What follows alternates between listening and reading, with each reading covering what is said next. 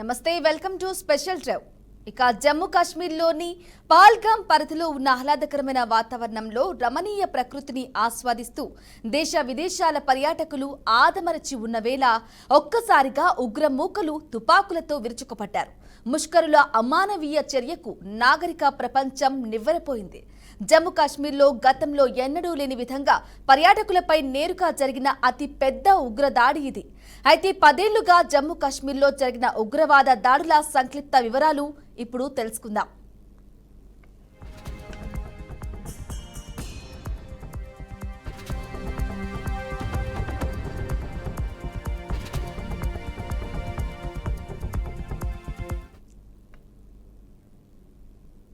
ఇక మొదటగా 2016 సెప్టెంబర్ 18న ఉరి ఆర్మీ క్యాంపుపై దాడి జరిగింది. జమ్మూ కాశ్మీర్లోని ఉరిలో భారత సైనిక స్థావరంపై జైషే మొహమ్మద్ ఉగ్రవాదులు దాడి చేశారు. ఈ దాడిలో 19 మంది భారత సైనికులు మరణించారు, 30 మందికి పైగా గాయపడ్డారు. ఈ ఘటన భారత్ పాకిస్తాన్ మధ్య ఉద్రిక్తతలను మరింత పెంచింది. దీని పర్యవసానంగా భారత్ సర్జికల్ స్ట్రైక్ చేపట్టింది. ఆ తర్వాత 2018 ఫిబ్రవరి 10న సంజ్వాన్ ఆర్మీ క్యాంపుపై దాడి జరిగింది. జైషే మొహమ్మద్ ఉగ్రవాదులు దాడి చేశారు. ఈ దాడిలో 2 సైనికులు మరణించగా 4 గాయపడ్డారు. ఇక ఉగ్రవాదులు సైనిక క్వార్టర్స్ నుంచి కాల్పులు జరిపారు.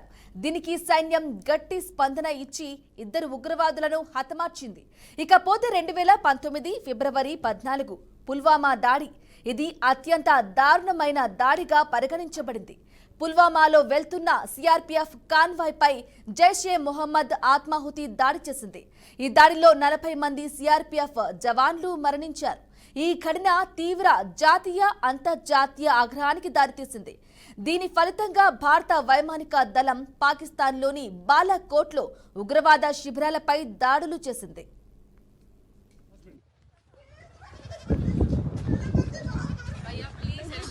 क्या हुआ इसको क्या हुआ? Okay, don't worry. You okay? You need a water, sir? Sir, we'll manage. Just Huh? ask for help. Okay, you first you give the hands water, drop of water, take a drop of. एक इंसान है, उसने उसको गोली मार दी. यहाँ पे उसने बोला कि ये शायद मुस्लिम नहीं है, उसने उसको गोली मार दी. नहीं आप टेंशन मत लो. अब बेटा आप यहाँ पे रहो, हम साथ में. मैडम ये जो भहीद साहब है प्रेसिडेंट, आप टेंशन मत लो. मेरे बेटे का बच्चा लो.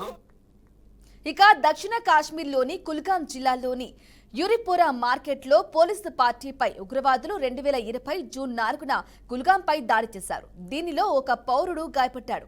ఈ దాడి ఉగ్రవాదులు నిరంతరం చిన్న ఎత్తున దాడులు చేస్తున్న సందర్భంలో జరిగింది. మరోసారి 2024లో జమ్మూ ప్రాంతంలో ఉగ్రవాద ఘటనలు గణనీయంగా పెరిగాయి. జూలై 16, 2024 నాటి ఎక్స్ పోస్ట్ ప్రకారం జమ్మూ ప్రాంతంలో 78 రోజుల వ్యవధిలో 11 ఎన్కౌంటర్లు జరిగాయి. సంవత్సరంలో 32కి పైగా ఉగ్రవాద ఘటనలు నమోదయ్యాయి. పుంచ్, రాజౌరి, సురన్కోట్ ప్రాంతాల్లో ఉగ్రవాద కార్యకలాపాలు పెరిగాయి. ఇప్పుడు ప్రస్తుతం అనంతనాగ్ జిల్లాలోని పహల్గామ్లోని బైసరన్ మీడో వద్ద ఉగ్రవాదులు పర్యాటకులపై కాల్పులు జరిపారు. ఇక ఈ దాడిలో ఇప్పటి వరకు 28 మంది మరణించారు, పలువురు గాయపడ్డారు. అయితే భద్రతా బలగాలు సంఘటనా స్థలంలో కూంబింగ్ ఆపరేషన్ చేపట్టాయి.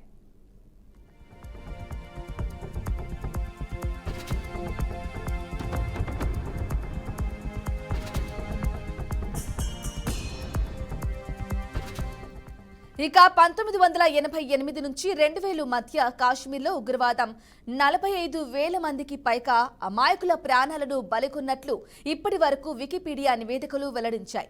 ఇక 2014 నుంచి 2019 మధ్య 963 మంది మిలిటెంట్లు హత్యమయ్యారు, 413 మంది జవాన్లు మరణించారు. ఉగ్రవాద కార్యకలాపాల వల్ల పర్యాటక రంగం తీవ్రంగా దెబ్బతింది. ముఖ్యంగా శాంతి భద్రతల సమస్యల కారణంగా దెబ్బతిన్నట్లు పలు నివేదికలు చెబుతున్నాయి. ఇక 2019లో ఆర్టికల్ 370 రద్దు తర్వాత ఉగ్రవాదం 45% తగ్గినట్లు కేంద్ర ప్రభుత్వం 2022లో పేర్కొంది. అయితే జమ్మూ ప్రాంతంలో 2024 నాటికి ఉగ్రవాద కార్యకలాపాలు పెరిగాయి.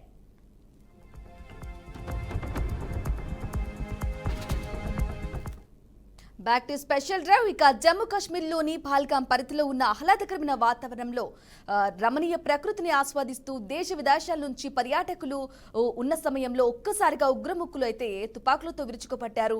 ముష్కరుల అమానవీయ చర్యకు నాగరిక ప్రపంచమైతే ఇక నివ్వెరపోయింది. ఇక జమ్మూ కాశ్మీర్లో గతంలో ఎన్నడూ లేని విధంగా పర్యాటకులపై నేరుగా జరిగిన అతి పెద్ద ఉగ్రదాడి అయితే ఇది. ఇక ఇదే విషయానికి సంబంధించి తాజా అప్డేట్ అందించడానికి మా మేనేజింగ్ ఎడిటర్ చిదంబరెడ్డి లైవ్ లో అందిస్తారు. చిదంబరెడ్డి, చూస్తున్నాం మనం ఖచ్చితంగా యావత్ దేశమే కాకుండా యావత్ ప్రపంచం కూడా దీని మీద నివ్వెరపోతున్న పరిస్థితి మనకు కనిపిస్తుంది. ఎందుకంటే ఎప్పుడైనా సరే రెండు సమూహాల మధ్యలో ఒక యుద్ధం జరిగితే ఆ రెండు సమూహాల మధ్యలోనే ఆ యుద్ధం ఉండాలి. కానీ బట్ సంబంధం లేని సివిలియన్స్ కానివ్వండి, అసలు ఎలాంటి దానికి ఎలాంటి రిలేషన్ లేని టూరిస్టుల మీద ఇలాంటి దాడి జరగడం మాత్రం ఖచ్చితంగా ప్రతి ఒక్కరు ఖండిస్తున్న పరిస్థితి మనం చూసాం. గతంలో కూడా మనం చూసాం శ్రీలంక ఇలాంటి ప్రాంతాల్లో కూడా కొన్నిసార్లు సివిలియన్స్ మీద దాడి చేస్తూ కూడా దాడులు జరిగిన పరిస్థితి ఉంది. అయితే టూరిస్టులను టార్గెట్గా చేసుకొని ఆ దాడి చేయడం ద్వారా ఏం చేయాలనే ప్రయత్నం జరిగింది అనే మాత్రం ఒక అనుమానం అయితే ప్రతి ఒక్కరిలో ఉంది. అందులో ముఖ్యంగా ఇందులో కేవలం టూరిస్టులను టార్గెట్ చేసుకోవడమే కాకుండా ఆ టూరిస్టులలో కూడా కేవలం హిందువులను మాత్రమే టార్గెట్ చేస్తూ ఏదైతే చంపారో అది ప్రతి ఒక్కరిని నివ్వెరపరచడంతో పాటు ఆశ్చర్యపరుస్తుంది కూడా. ఎందుకంటే మనం చూస్తున్నాము కాశ్మీర్కి సంబంధించి చూసినప్పుడు కొన్ని దశాబ్దాల క్రితం అక్కడ పండిట్లను అక్కడ నుంచి తరిమికొట్టిన పరిస్థితి ఉంది. దానికి ప్రత్యేకమైన పరిస్థితులు ఉండేవని ప్రతి ఒక్కరికి తెలుసు. అక్కడ నుంచి ఎవరైతే పండిట్లు ఉన్నారో కాశ్మీరీ పండిట్లందరినీ తరిమికొట్టే క్రమంలో కూడా అయితే వాళ్ళు హిందువులుగా మారలేని పక్షంలో అక్కడ నుంచి వెళ్ళిపోవాలనే విధంగా అప్పట్లో హుకుం జారీ చేయడము, దాన్ని వ్యతిరేకించిన వాళ్ళు లేదా దానికి అనుగుణంగా నడుచుకుని వాళ్ళందరినీ కూడా కొంతమందిని చంపేయడం కానివ్వండి, కొంతమంది శరణార్థిగా వేరే రాష్ట్రాలకు వెళ్ళిపోయిన పరిస్థితులు మనం చూసాం. అదే తరహా ఆలోచన విధానంలోకి మళ్ళీ ఏమైనా కాశ్మీర్లోని ఏదైనా మూక వెళుతుందన్న అనుమానం కూడా కొద్దిమందిలో వస్తుంది. ఎందుకంటే ఈ మధ్యకాలంలో మనం చూసాము ఆల్మోస్ట్ మళ్ళీ అక్కడ శాంతియుత పరిస్థితులు కనిపిస్తున్నాయి. అంతేకాకుండా గతంలో వెళ్ళిపోయిన వాళ్ళు కూడా తిరిగి మళ్ళీ కాశ్మీర్కి వచ్చిన పరిస్థితి మనం చూస్తున్నాము. ఓవైపు ఎప్పుడైతే 370 ఆర్టికల్ని అక్కడ రద్దు చేసిన తర్వాత, అంతేకాకుండా కేంద్రపాలిత ప్రాంతంగా మార్చిన తర్వాత అది చాలా అడ్వాంటేజెస్ ప్లేస్గా మారిపోయింది. అక్కడికి చాలామంది టూరిస్టులతో పాటు సామాన్య ప్రజలు గతంలో వదిలిపెట్టి వెళ్ళిపోయిన వాళ్ళు కూడా రిటర్న్ వచ్చి అక్కడ సాధారణ జీవితాన్ని గడిపే పరిస్థితి ఉందన్నది ప్రతి ఒక్కరు విశ్లేషిస్తూ వస్తున్నాం. కానీ ఈ ఘటన జరిగిన నేపథ్యంలో ఈ ఘటన జరిగిన తీరు కానివ్వండి, చేసిన పరిస్థితులు కానీ చూస్తే మాత్రం కొత్త తరహా అనుమానాలు అయితే వ్యక్తమవుతున్న పరిస్థితి మనకు కనిపిస్తుంది. ఇది క్లియర్గా హిందువులు మాత్రమే టార్గెట్గా జరిగిన ఒక ఉగ్రదాడిగా మనకు కనిపిస్తుంది. అందులోనూ అక్కడ ఉన్న లోకలైట్స్ని కాకుండా దేశంలోని వివిధ ప్రాంతాల్లో నుంచి అక్కడ ఆ ప్రాంతాన్ని చూడడానికి వచ్చిన వాళ్ళు కానివ్వండి, అక్కడ ఉన్న అందాలను ఆస్వాదించడానికి వచ్చిన టూరిస్టులనే టార్గెట్గా చేసుకొని చంపే క్రమంలో కూడా కుటుంబం నుంచి ఒకరిద్దరిని చంపి మిగిలిన వాళ్ళని వదిలేయడం కానీ ఇలాంటివన్నీ చూస్తుంటే మాత్రం ఖచ్చితంగా ఇది దేశవ్యాప్తంగా ఒక చర్చనీయాంశంగా మారాలి అన్న ఆలోచనలోనే లష్కర్ ఏ తోయిబాకు సంబంధించిన మాస్టర్ మైండ్స్ దీన్ని డిజైన్ చేసినట్టుగా మనం అర్థం చేసుకోవాలి. ఈ క్రమంలో కూడా మరికొన్ని అనుమానాలు కూడా తావిస్తుంది. ఎందుకంటే ఆ వచ్చిన వాళ్ళు ఎంతమంది అనే దాంట్లో 4 అన్నది ఒక డిస్కషన్ జరుగుతుంది. ఇప్పటికే ఇద్దరిని కాల్చి చంపిన నేపథ్యంలో వాళ్ళ ఐడెంటిటీని బేస్ చేసుకొని మిగిలిన వాళ్ళు ఎవరై ఉంటారో అనే విషయంపైన కూడా విచారణ కొనసాగుతున్న పరిస్థితి కనిపిస్తుంది. అంతేకాకుండా ఈ సమూహాలు ఏవైతే ఇప్పుడు మనం మాట్లాడుతున్న గ్రూపులు ఏవైతే ఉన్నాయో అవి ఎంతమంది తయారయ్యారు, కేవలం లష్కర్ ఏ తోయిబా ఒకవేళ నిజంగానే దీన్ని పెంచి పోషిస్తోంది అంటే ఎంతో కొంత దానికి పాకిస్తాన్ ఇంటెలిజెన్స్ ఐఎస్ఐ అవుతుంది, ఐఎస్ఐ కూడా సపోర్ట్ చేస్తుంది అనేది కూడా కొన్ని అనుమానాలు ఉన్నాయి. మరొక కీలకమైన అంశము దీని వెనకాల పాక్ ఆర్మీ కూడా హస్తం ఉంది అన్నది కూడా కొన్ని వాదనలు వినిపిస్తున్నాయి. ఈ విధంగా చూస్తే ప్రస్తుతానికి పాకిస్తాన్లో పరిస్థితి తినడానికి తిండి లేని సిచ్యువేషన్లో ఉన్నప్పుడు ఇలా ఈ బుల్లెట్లకి ఖర్చుకి డబ్బులు ఎవరు ఇస్తున్నారనే ఒక ప్రశ్న కూడా చాలా మందిలో మొదలైంది. దీనికి తోడు ప్రపంచవ్యాప్తంగా జరుగుతున్న పరిణామాలన్నింటినీ గమనించినప్పుడు ఓవైపు ట్రేడ్ వార్ పేరుతో చైనా, అమెరికా లాంటి దేశాలు ట్రేడ్ వార్ చేసుకుంటుంటే రష్యా అలాగే ఉక్రెయిన్ లాంటివి కానివ్వండి, లేకపోతే ఇతరత్ర ప్రాంతాల్లో కొన్ని ప్లేసెస్లో యుద్ధాలు జరుగుతున్నాయి, కొన్ని చోట్ల అంతర్గత యుద్ధాలు కానివ్వండి, సివిల్ వార్స్ జరుగుతున్న పరిస్థితి మనం చూస్తున్నాం. ఇవన్నీ జరుగుతున్న నేపథ్యంలో ఎన్నడూ లేనిది మొదటిసారి ఇలాంటి ఘటన జరగడం కానివ్వండి, ఆ ఘటనకి ఏమైనా కనెక్షన్స్ మిగిలిన వాళ్ళతో ఉన్నాయన్నది కూడా ఒక డౌట్ అయితే ప్రతి ఒక్కరు వ్యక్తమవుతుంది. ఎందుకంటే పాకిస్తాన్ ప్రస్తుతం ఉన్న పరిస్థితుల్లో వాళ్ళకి తిండి కూడా లేని పరిస్థితి ఉంది. అక్కడ ఓపెన్గా చెప్పాలంటే అక్కడ గోధుమ పిండితో కడుపు నింపుకునే సిచ్యువేషన్ అక్కడ ఉంది. వాళ్ళకి బియ్యం కానివ్వండి, ఇతరత్ర నిత్యావసర వస్తువులు ఏవి వాళ్ళకి దొరకట్లేదు. దొరికినా సరే ఆల్మోస్ట్ 3 నుంచి 4 రెట్లు ఎక్కువ రేటు దొరుకుతున్న నేపథ్యంలో అక్కడ ఉన్న ప్రభుత్వం కానివ్వండి, ఏదైతే ఆర్మీకి సంబంధించిన వాళ్ళు కూడా ఏం చేయాలో పాల్పొని పరిస్థితిలో ఉన్నారు. అలాంటిది ఇవాళ ఈ ఘటనకి నిజంగానే పాకిస్తాన్ ఆర్మీ సహాయం చేసింది అన్న మాటలు వినిపిస్తున్న నేపథ్యంలో భారత్ ఎంత స్ట్రాంగ్గా రిప్లై ఇవ్వాలి అనేది కూడా ఇక్కడ ప్రతి ఒక్కరూ కోరుకుంటున్న సిచ్యువేషన్ మనకు కనిపిస్తుంది. కాబట్టి ఇదంతా ఈ కుట్రకోణం కానివ్వండి, లేకపోతే దీని వెనకాల అసలైన నిందితులు ఎవరు, వాళ్ళకి అసలైన రీజన్స్ ఏంటి, ఇది చేసే క్రమంలో హిందువులు ఎందుకు టార్గెట్ చేస్తున్న సమాధానం మాత్రం ఖచ్చితంగా అందరినీ ఇంట్రెస్ట్ అయితే రేకెత్తిస్తుందని చెప్పాలి. బ్రహ్మణి అయితే చిదంబరెడ్డి చెప్పండి. అంటే మీరు చెప్పినట్లు ఈ ఉగ్రదాడికి సంబంధించి వెనక పాకిస్తాన్ ఆర్మీ ఉందనే వాదన అయితే ఓవైపు ఉంది. మరి మోదీ నిర్ణయంపై సర్వత్రా ఉత్కంఠ రేపుతోంది. ఏ విధమైన నిర్ణయం ఉండబోతుందని అనుకోవాలి? అయితే మొదటి నుంచి కూడా మనం అంటే చూస్తున్నాం, అంటే సరే అవి సినిమాటిక్ డైలాగ్స్ అయినా సరే మీరు నిజంగా మా మీదకి దాడి చేయాలని ఆలోచిస్తే మేము మీ ఇంట్లోకి దూరి కొడతాము, మీ ఇంట్లోకి దూరి చంపుతాము అని చెప్పడం కోసమే గతంలో ఏదైతే సర్జికల్ స్ట్రైక్స్ ఉన్నాయో సర్జికల్ స్ట్రైక్ని దాన్ని ఒక ఎగ్జాంపుల్గా చూపిస్తూ ఉంటారు. అంటే మీరు మా మీద జస్ట్ కన్నెత్తి చూస్తే మేము మీ ఇంటిలోకి వచ్చి మరి కాల్చి చంపగలుగుతాము, అంత శక్తివంతమైన ఒక వ్యవస్థగా మేము తయారయ్యామనేది గతంలో మోడీ చెప్తున్నారు. నిజంగానే ఇప్పుడు ఈ చనిపోయిన ఇద్దరికి సంబంధించిన ఐడెంటిటీ రివీల్ అవ్వడం కానివ్వండి, మిగిలిన 7 ఎవరై ఉండే అవకాశం ఉన్న దాన్ని ఒకవేళ అటు ఇంటెలిజెన్స్ కానీ లేకపోతే పోలీస్ వ్యవస్థ కానీ ఆ డీటెయిల్స్ తీసుకున్నారు అంటే దానికి ఎలాంటి కనెక్షన్ కానివ్వండి, ఎంత దూరమైన కనెక్షన్ ఒకవేళ పాకిస్తాన్కు ఉన్నా సరే ఇమ్మీడియట్లీ పాకిస్తాన్ మీద చర్యలు ఉండే అవకాశం కూడా ఉంది. ఇప్పటికే పాకిస్తాన్ పరిస్థితి, ఆర్థిక పరిస్థితి బాగాలేదు, అక్కడ సామాజికంగా కూడా చాలా రకాల సమస్యలు వాళ్ళు ఎదుర్కొంటున్నారు. ఓవైపు ఆఫ్ఘనిస్తాన్ నుంచి వచ్చిన ఉగ్రవాదులు పాకిస్తాన్ కంటి మీద కునుకు లేకుండా చేస్తున్నారు. ఇప్పటికే అక్కడ ఉన్న పాలనా వ్యవస్థ కానివ్వండి లేకపోతే పాలకులకు ఆర్మీకి మధ్యలో ఉన్న ఆ డిస్కషన్ ఏదైతే ఆ డిస్టర్బెన్స్ ఏదైతే ఉందో దీని అన్నిటి పరిణామాల నేపథ్యంలో అక్కడ ఒక అనిశ్చితి అయితే ఖచ్చితంగా ఉంది. అలాంటి సందర్భంలో ఇలాంటి కార్యక్రమానికి పాల్పడే అవకాశం ఉందా అన్న అనుమానంతో పాటు ఏదో ఒకటి ఇక్కడ ఆంధ్రప్రదేశ్ భారతదేశంలో దీనికి సంబంధించి ఏదో ఒక శాంతి భద్రతలకు విఘాతం కలగకపోతే అక్కడ వాళ్ళకి సంబంధించిన ప్రజలు కానివ్వండి లేకపోతే ముఖ్యంగా ఎవరైతే వేర్పాటువాదులు కానివ్వండి లేకపోతే యాంటీ హిందుస్థాన్ అనే ఒక థాట్ ప్రాసెస్లో ఉన్న వాళ్ళని సాటిస్ఫై చేయడం అనేది కష్టం కాబట్టి ఇలాంటి కార్యక్రమాలు చేయడం ద్వారా వాళ్ళని ఏదో కొంత ప్రసన్నం చేసుకునే ప్రయత్నం కూడా జరుగుతుందని అనుమానం కూడా ఉంది. మీరు అన్నట్టుగా నిజంగానే మోదీ ఇవాళ డెసిషన్ తీసుకొని స్ట్రాంగ్గా వెళ్ళాలి అనుకుంటే వెళ్ళడానికి అవసరమైన సరంజామా కానివ్వండి, సైనిక బలగం కానివ్వండి, దానికి తగ్గట్టుగా దాని మీద ఇన్వెస్ట్ చేయడానికి డబ్బులు కానివ్వండి, అంటే అటు బడ్జెట్ పరంగా కానివ్వండి, ఇవన్నీ కూడా ఖచ్చితంగా ఉన్నాయి. ఎందుకంటే పాకిస్తాన్కి భారత్కి మనం చూస్తే కేవలం $350 మిలియన్ మాత్రమే వాళ్ళు $350 మిలియన్ మాత్రమే వాళ్ళు ఇన్వెస్ట్ చేయగలిగితే మనము $14.3 ట్రిలియన్ కూడా మనం పెట్టగలిగేంత అవకాశం ఉంది అన్నది మనం చూస్తున్నాం. అంటే ఈ విధంగా చూస్తే మాత్రం ఆల్మోస్ట్ 3 నుంచి 4 రెట్లు ఎక్కువ మనము ఇన్వెస్ట్ చేసే అవకాశం ఉంది. మనం ఖర్చు పెట్టడానికి మన దగ్గర ఫండ్స్ కూడా ఉన్నాయి. ఇలా చూస్తే మాత్రం ఖచ్చితంగా పాకిస్తాన్ ఇలాంటి ఒక చర్య తీసుకొని నిజంగానే భారత్తో ఈ ఘటనకు డైరెక్ట్గా కానీ ఇండైరెక్ట్గా కానీ ఒకవేళ వాళ్ళు ఇన్వాల్వ్ అయితే మాత్రం ఎట్టి పరిస్థితుల్లోనూ పాక్ని వదిలే పరిస్థితి ఉండదు. అదే సందర్భంలో హిందువులను టార్గెట్ చేసుకుంటూ ఈ చేసిన నేపథ్యంలో ఓవైపు భారతీయులతో పాటు మరోవైపు హిందుత్వవాదులు కూడా దీనిపైన చాలా సీరియస్గానే స్పందిస్తున్న నేపథ్యం అయితే మనకు కనిపిస్తుంది. అయితే చిదంబరెడ్డి చెప్పండి, అంటే గత 10 ఏళ్లలో చూసుకున్నట్లయితే కేవలం మన సైనికులపై అంటే ఆర్మీ వాళ్ళపై మాత్రమే దాడి చేశారు ఉగ్రవాదులు, కానీ ఇప్పుడు ప్రజలపై పర్యాటకులపై దాడి చేయడం ఏ విధంగా చూసుకోవాలంటారు? అంటే ఇది మనం అదే ఇప్పుడు మొదటి నుంచి మనం అంటుంది ఏంటంటే ఏదైతే ఆర్మీ పర్సనల్స్ కానివ్వండి లేకపోతే తీవ్రవాదుల మధ్యలో ఘటన జరుగుతుంది అనేది ఖచ్చితంగా అది సైద్ధాంతికపరమైన విభిన్న కోణాలలో వాళ్ళు చూస్తారు. కాబట్టి ఎవరైతే తీవ్రవాదులు ఉన్నారో ఉగ్రవాదులు ఉన్నారో వాళ్ళు సైనికులని శత్రువులుగా చూస్తారు, వాళ్ళ మీద వాళ్ళు యుద్ధం ప్రకటిస్తారు, వాళ్ళ మీద గెలిచే ప్రయత్నం చేస్తారు. సరే ఆ గెలుపోవటంలో అనేది పక్కన పెట్టినా ఎవరికి ఎంత నష్టం జరిగింది అనేది ఒక డిస్కషన్ అయితే ఎప్పుడు జరుగుతుంటుంది. ఇది ఫెయిర్. కానీ ఇక్కడ అలా కాకుండా ఈసారి ఉగ్రవాదులకు కాకుండా మన సివిలియన్స్ కానివ్వండి టూరిస్టులను కానీ చేసుకునే నేపథ్యంలో మాత్రం చాలా ఖచ్చితంగా 2 పాయింట్స్ ఇక్కడ క్లియర్గా కనిపిస్తున్నాయి. మొదటిది గత కొంతకాలం నుంచి అంటే గత 5 ఏళ్ల నుంచి అక్కడ ఏదైతే రాష్ట్రపతి పాలన కొనసాగుతూ వచ్చింది, రాష్ట్రపతి పాలనని తప్పించి ఇప్పుడు మరొకసారి రాష్ట్ర అసెంబ్లీ అక్కడ కొలువుదీయడం కానివ్వండి, ఒమర్ అబ్దుల్లా సీఎంగా అక్కడ ఇప్పటికే తన బాధ్యతలు నిర్వర్తించడం కానివ్వండి మనకు అనిపిస్తుంది. అక్కడ ఏదైనా కొద్దిగా లూజన్ అయిందన్న ఒక అనుమానం కూడా చాలా మందిలో కనిపిస్తున్న నేపథ్యం మనం చూస్తున్నాం. అంతేకాకుండా ఈ టూరిస్టుల మీద దాడి చేయడం కానీ తద్వారా టూరిస్టులను జమ్మూ కాశ్మీర్లోకి రానికుండా ఆపే ప్రయత్నం చేయడము, తద్వారా ఏదైతే డైరెక్ట్గా వచ్చే ట్యాక్సెస్ కానివ్వండి లేకపోతే ఇండైరెక్ట్గా వచ్చే ట్యాక్సెస్ కానివ్వండి, డైరెక్ట్గా వచ్చే ఇన్కమ్ కానివ్వండి, వీటన్నింటినీ ఆపే ప్రయత్నంలో బాగానే చేస్తున్నట్టుగా మనకు క్లియర్గా అర్థమవుతుంది. దీనికి తోడు అయితే అమర్నాథ్ యాత్ర మరి కొద్ది రోజుల్లో స్టార్ట్ అవుతున్న నేపథ్యంలో అమర్నాథ్ కోసం వచ్చే ఎవరు యాత్రికులు ఉన్నారో వాళ్ళందరూ కూడా భయంతో వాళ్ళు వెనక్కి వెళ్ళాలని కానివ్వండి లేకపోతే వచ్చేవాళ్ళు వాళ్ళ టూర్ని క్యాన్సిల్ చేసుకోవాలనే ఉద్దేశంగానే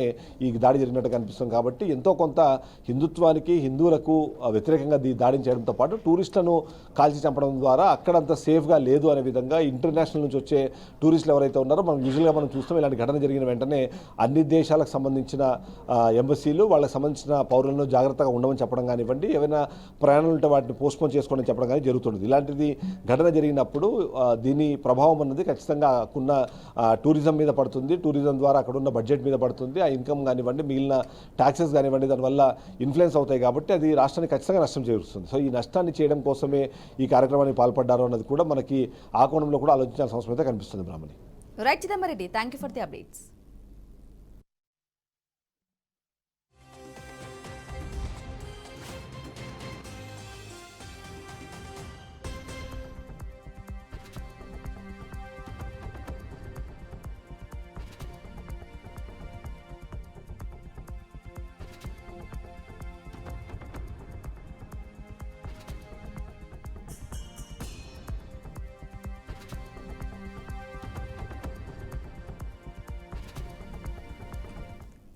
मार दी। यहाँ पे उसने बोला कि ये शायद मुस्लिम नहीं है, उसने उसको गोली मार दी। नहीं आप टेंशन मत लो। अब बेटा आप यहाँ पे रहो, हम साथ में।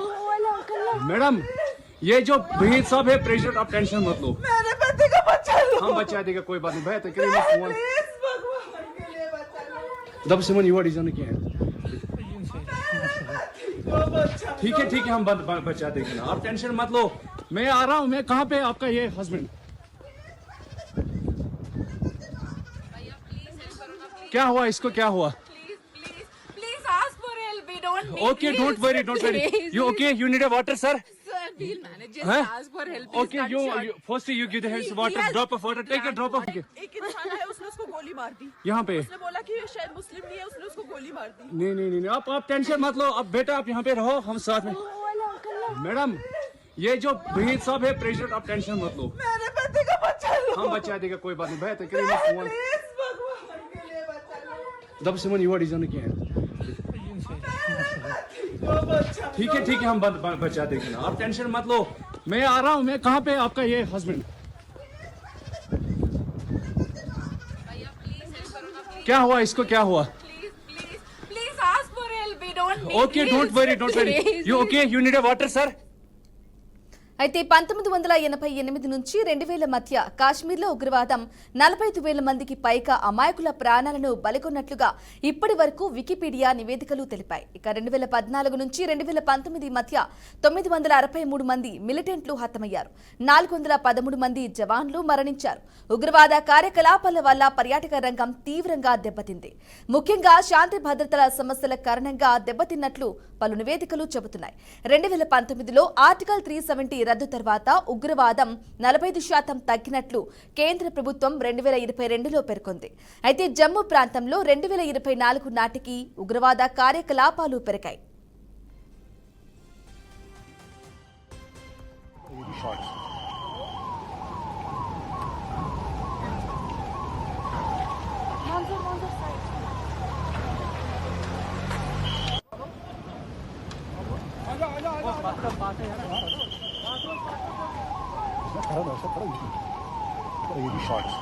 एक इंसान है, उसने उसको गोली मार दी। यहाँ पे उसने बोला कि ये शायद मुस्लिम नहीं है, उसने उसको गोली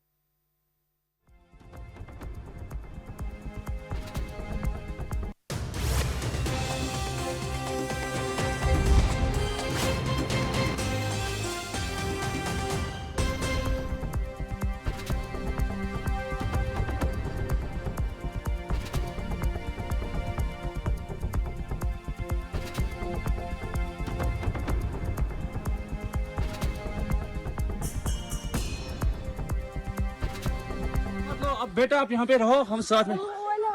मैडम ये जो वहीद साहब है प्रेसिडेंट, आप टेंशन मत लो। मेरे पति का बच्चा लो। हम बचा देगा, कोई बात नहीं। भाई तो करीब फोन प्लीज भगवान के लिए बच्चा लो। दब सिमन युवा डिजाइन किया है। वो बच्चा ठीक है हम बचा देंगे ना, आप टेंशन मत लो। मैं आ रहा हूँ। मैं कहाँ पे आपका ये हस्बैंड? क्या हुआ इसको, क्या हुआ? Please ask for help. We don't need Okay, this. don't worry. Please. You okay? You need a water, sir? Sir, we'll manage. Just Huh? ask for help. Okay, you firstly you give the hands water. Right ఇక జమ్మూ కాశ్మీర్లోని పహల్గాం పరిధిలో ఉన్న ఆహ్లాదకరమైన వాతావరణంలో రమణీయ ప్రకృతిని ఆస్వాదిస్తూ దేశ విదేశాల పర్యాటకులు ఆదమరచి ఉన్న వేళ ఒక్కసారిగా ఉగ్రమూకలు తుపాకులతో విరుచుకుపట్టారు. ముష్కరుల అమానవీయ చర్యకు నాగరిక ప్రపంచం నివ్వెరపోయింది. జమ్మూ కాశ్మీర్లో గతంలో ఎన్నడూ లేని విధంగా పర్యాటకులపై నేరుగా జరిగిన అతిపెద్ద ఉగ్రదాడి ఇది.